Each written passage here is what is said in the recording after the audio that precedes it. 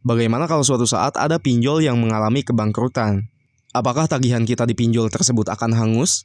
Pastinya semua orang yang meminjam di pinjol tersebut akan berharap tagihannya hangus dan tidak perlu dibayarkan. Oke, di video kali ini saya akan membahasnya sampai selesai, baik dari sisi pinjol itu sendiri ataupun dari sisi otoritas yang menaungi semua pinjol, yaitu Otoritas Jasa Keuangan atau OJK. Tapi sebelum kita masuk ke pembahasan lebih dalam, tidak pernah bosan saya mengajak teman-teman semua untuk bantu channel ini agar bisa semakin berkembang dan tentunya bisa memberikan informasi menarik lainnya, khususnya tentang pinjaman online, dengan cara like dan tekan tombol subscribe-nya.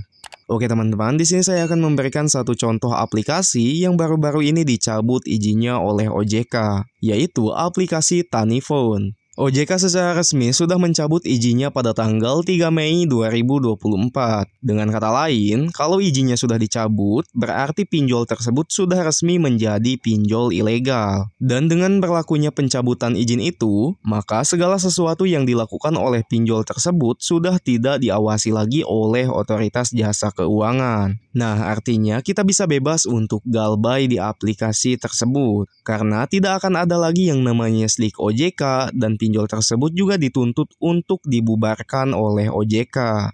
Nah, di sini dikatakan pinjol tersebut wajib menyelenggarakan RUPS atau Rapat Umum Pemegang Saham untuk memutuskan pembubaran. Tapi kalau kita lihat dari sisi pinjolnya, nah, baru-baru ini saya mendapatkan email dari pinjol yang tadi kita bahas, yang isinya penyelesaian hak dan kewajiban.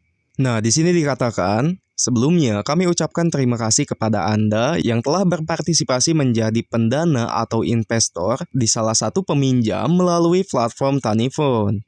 Melalui email ini, kami bermaksud untuk memberikan informasi kepada Anda bahwa saat ini izin Tanifone telah dicabut oleh Otoritas Jasa Keuangan. Perihal pencabutan izin usaha penyelenggara layanan pendanaan bersama berbasis teknologi informasi PT Tanifone Madani Indonesia. Selanjutnya, setelah keputusan ini, PT Tanifone Madani Indonesia akan melakukan pembubaran perseroan terkait penyelesaian hak dan kewajiban pengguna atau investor sesuai dengan perjanjian penyaluran fasilitas pinjaman yang telah ditandatangani oleh para pendana. Maka mekanisme penyelesaian dalam hal penyelenggara berhenti beroperasi adalah sebagai berikut. Nah, jadi kalau misalkan penyelenggara atau pinjol tersebut berhenti beroperasi, maka akan ada penyelesaian hak dan kewajiban untuk para investor. Ada 4 poin di sini. Untuk poin yang pertama, untuk dana dari pemberi pinjaman atau investor yang sudah ditempatkan pada rekening escrow, maka pinjol tersebut akan melakukan pengembalian dana pada masing-masing pemberi pinjaman atau investor. Yang kedua, terhadap dana dari penerima pinjaman sebagai repayment penerima pinjaman atas pokok fasilitas pinjaman dan suku bunga namun belum diteruskan kepada pemberi pinjaman atau kepada investor, penyelenggara atau pinjol tersebut akan segera melakukan pengembalian pokok fasilitas pinjaman dan suku bunga yang menjadi hak masing-masing pemberi pinjaman terkait. Artinya, kalau misalkan ada nasabah yang sudah membayar tagihannya secara lunas, tetapi pinjol tersebut belum memberikan hasil keuntungan kepada investor, maka pinjaman pokok beserta bunganya akan langsung dikembalikan kepada pemberi dana atau investor.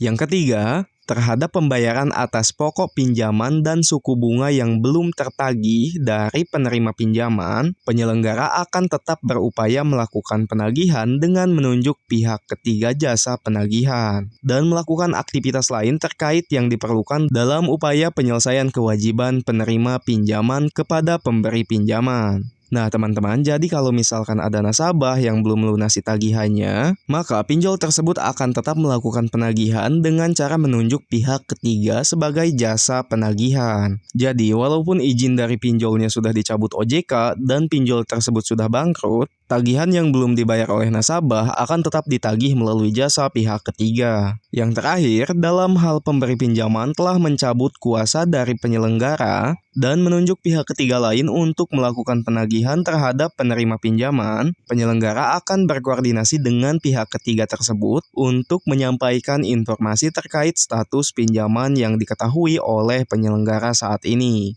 Jadi contohnya, kalau misalkan saya sebagai investor dan saya sudah mencabut kuasa dari penyelenggara atau pinjol tersebut, kemudian saya menunjuk pihak ketiga lain untuk melakukan penagihan terhadap penerima pinjaman. Dan pihak ketiga itu bukan ditunjuk oleh perusahaan pinjolnya, maka pinjol tersebut akan tetap berkoordinasi dengan pihak ketiga yang sudah ditunjuk oleh pemberi pinjaman. Oke teman-teman, kesimpulannya saat suatu pinjol mengalami kebangkrutan, maka pinjaman kita tidak akan hangus dan akan tetap ditagih. Dan ini hanya sebagai gambaran aja, mungkin bisa jadi tidak semua pinjol menggunakan kebijakan seperti ini. Oke, semoga video ini bisa bermanfaat. Saya akhiri dan sampai jumpa di konten berikutnya.